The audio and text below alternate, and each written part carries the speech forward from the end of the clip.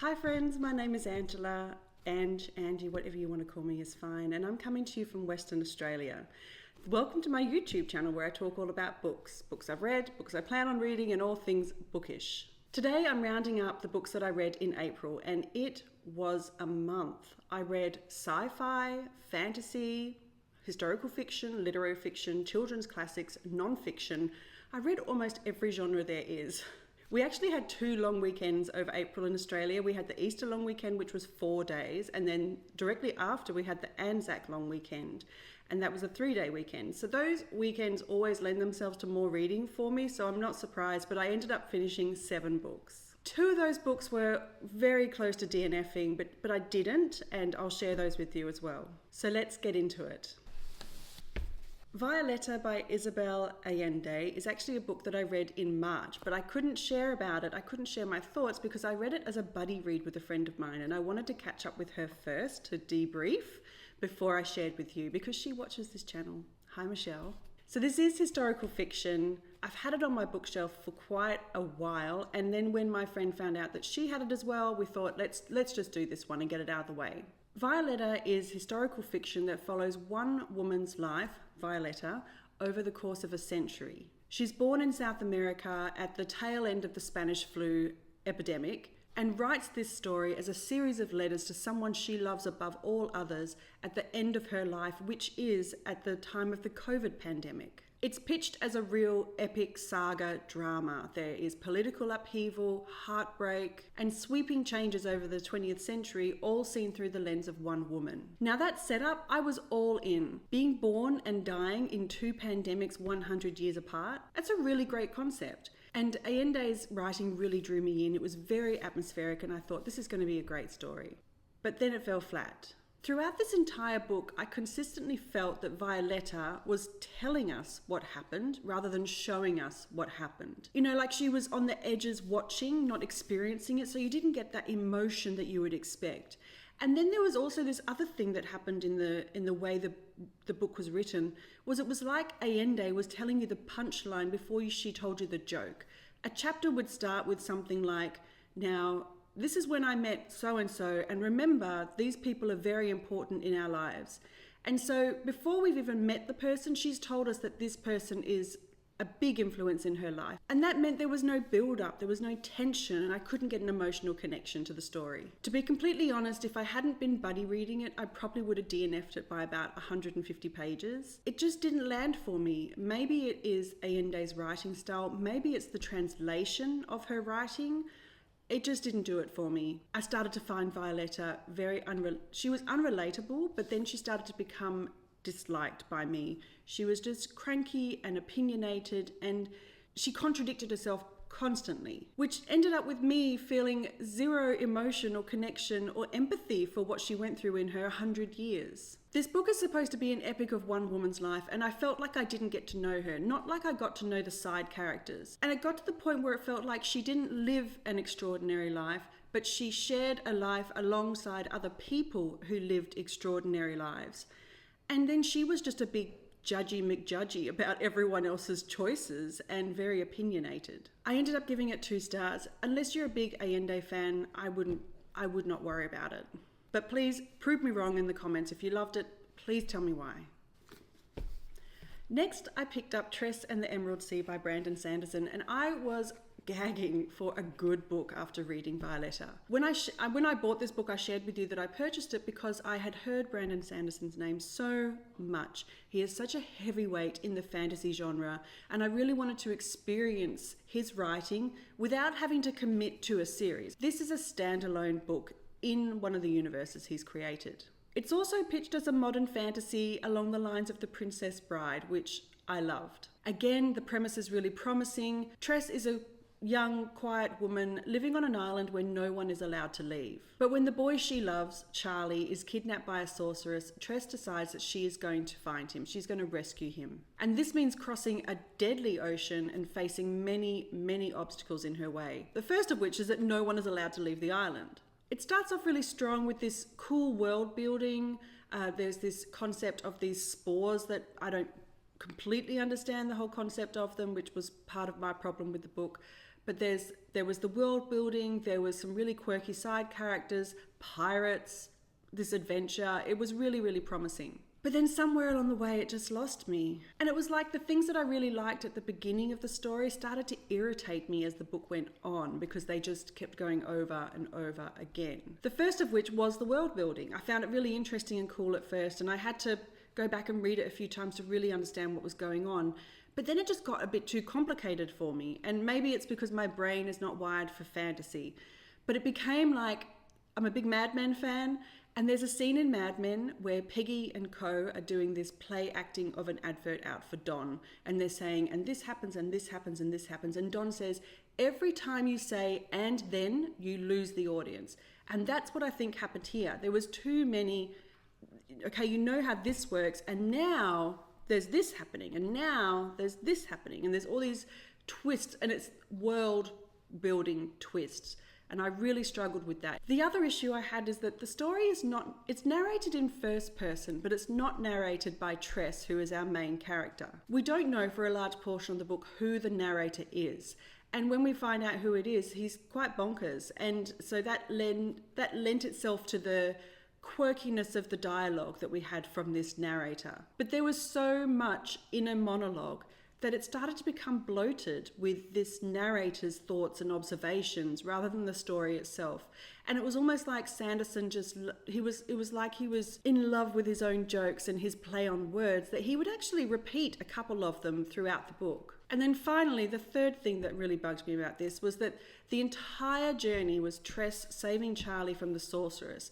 And we get to the end for the big climax where she meets the big bad, and it was just fizzled out to nothing. There was no great climax that I would have been expecting. So in the end, I gave Tress 2 stars. Tress as a character was likeable, but I really wanted more from the story. And the writing felt lazy. Some of the characters were really underdeveloped.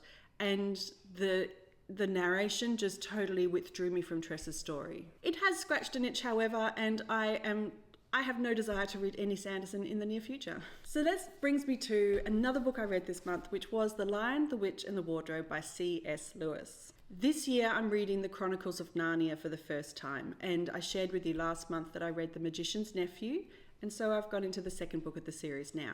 I don't have to tell you that this is a beloved classic that most people probably have read as kids, and most people know the story from the movies. But coming to it fresh as an adult was really unique and quite a rewarding experience. I don't need to go into the plot summary too much, but at its heart, this is the story of the 4 Pevensey children, Peter, Susan, Edmund and Lucy, who are sent to the English countryside during World War II. While staying in this grand old house, they stumble on a wardrobe which transports them into the world of Narnia. Once there, they are swept into this prophecy of them helping to defeat the White Witch and bring peace back to Narnia. I really loved reading this book. What stood out to me was the writing. C.S. Lewis's writing is just so wonderful. It's quite simple and elegant, and after reading The Magician's Nephew, I found this story to be a lot more nuanced.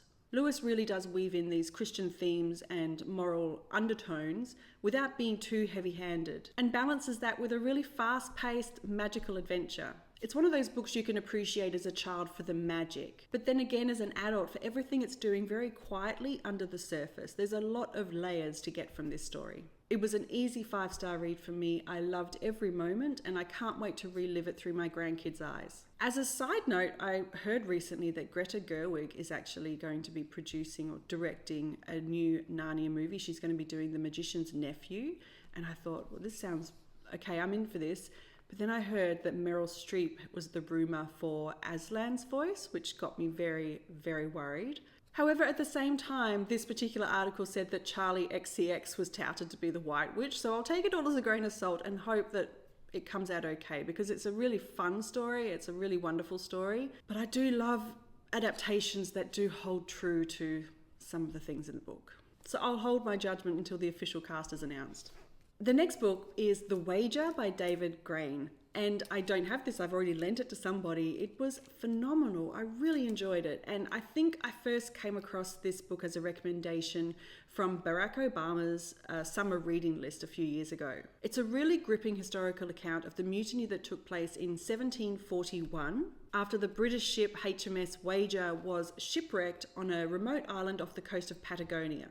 I deliberately stayed away from Googling anything about the wager because I wanted it to be all taken from the book. I didn't know anything about it. It was such a riveting story of survival and absolute chaos. What really makes this book stand out against other non-fiction books is that Grann really does balance the historical facts along with a really engaging narration. It's a really vivid storytelling that he brings to the table. He gives us all the facts that are really, you can see that he has really painstakingly researched and documented these facts. But he also brings all of the people, the real people, to life and makes you feel that you are there with them. Being stranded, freezing, not sure who to trust, and the ultimate mutiny. On a personal note, I was amazed that these sailors, throughout all of these things, they were shipwrecked for months, that they continued to log everything, which was clearly a large piece of the research piece from Grann, that he took a lot from there. And I was like, man, if they can still do journaling and ship logging while they're stranded on a remote island or on a dinghy traveling for months trying to find somewhere to land, I can journal every night in the comfort of my home for 10 minutes. So that was something I got out of it. The logs became the foundation for us knowing how much happened. And one of those people was John Byron, who incidentally is the grandfather of the poet Lord Byron, who went on to write a number of poems about the ordeal. For me, this is the book that I wanted to read when I read Batavia by Peter Fitzsimmons. Peter Fitzsimmons is such a biased writer, but he really does create these books that are so engaging and have a narrative.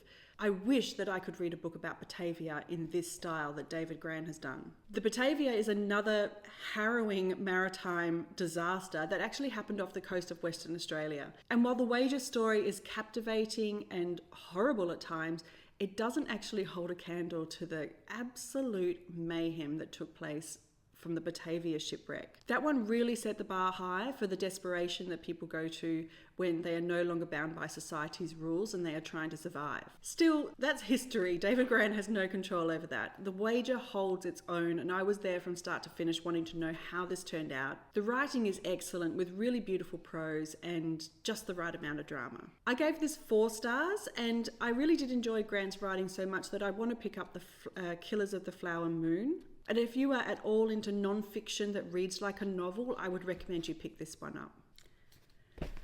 Then I read The Burrow by Melanie Cheng. I shared this with you in my recent birthday book shopping trip, and I wanted to read this book because it has been shortlisted for the Stella Prize this year. It's a very, very small book. It is only 183 pages long, and it struck me that when I was reading it, it's probably the first pieces of fiction that I've read that is set in the COVID pandemic. So The Burrow is literary fiction, and it is about the Lee family who are navigating a shared grief while they are also confined by the strict lockdown procedures during COVID in Melbourne. I'm sure it's Melbourne. Amy is an author and a mother. Jin is an emergency doctor. Their 10-year-old daughter Lucy lives with them as well. And then Amy's mother Pauline comes to live with them for a short time because she's injured and she needs some assistance. Pauline is clearly trying to make amends with Amy about something, and they're all put into these close quarters in the Lee family home. All 4 of them being confined really lends to a lot of tension. There are buried secrets and high emotions that start to come to the surface over a number of weeks. And amongst all of this is the tiny, fragile rabbit that they've just brought into their home. And it really does become a focus point for them to direct their love and their care when they sometimes can't do it for each other. I found it really captivating. It's written from the 4 perspectives of all of them, and there's even one perspective from the bunny itself. But there's this underlying tension that we don't know what is going on. We don't know what has happened before to create this tension. But Cheng really does reveal it with a real grace as she just peels back the layers with each time we change narration and we get a little bit more of the story of what is going on with this family. I was completely immersed in this story, and I read it in 24 hours. It was so captivating, so raw and real. The writing is really lyrical and atmospheric, and Cheng has a way of capturing not just the big moments, but also the small moments that sometimes go unnoticed. It's a deeply character-driven novel that deals with grief, hope, love, forgiveness. And it's made me wonder how much of this has been inspired by Cheng's own life, because Amy has a lot of similarities with Cheng from what I've read, but I haven't dived too far into it. In the end, The Burrow completely moved me. It is such a small story, but it packs a real punch. It carries a lot of emotional weight. It's really raw,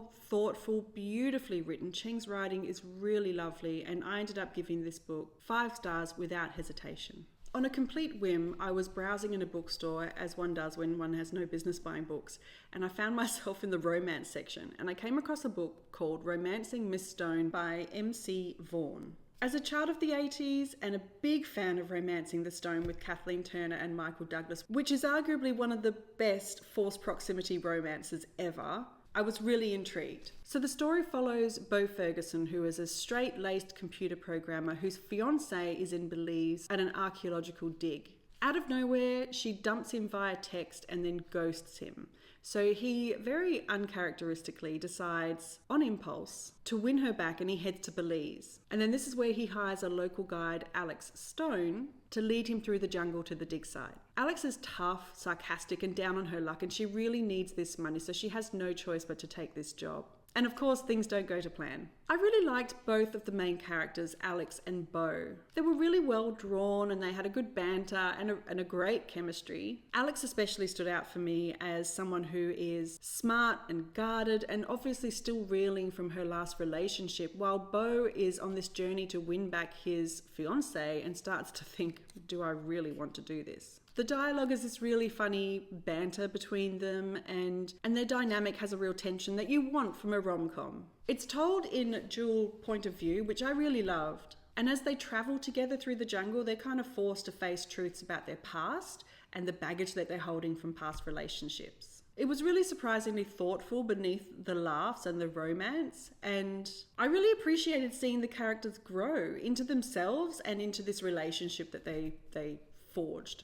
So in the end, Romancing Miss Stone was a really fun read, which I needed after reading a couple of heavier books. It was really well paced. Of course, it was a little steamy, nothing too over the top. I think there was two spicy scenes. When I reviewed it on Goodreads, I called it as deep as a puddle, but in a good way. It's really just an easy read, a beach read. For those of you coming up into summer in the Northern Hemisphere, I ended up giving it 3 stars. I would probably recommend it to people that I know love romance, and it was a bit of fun.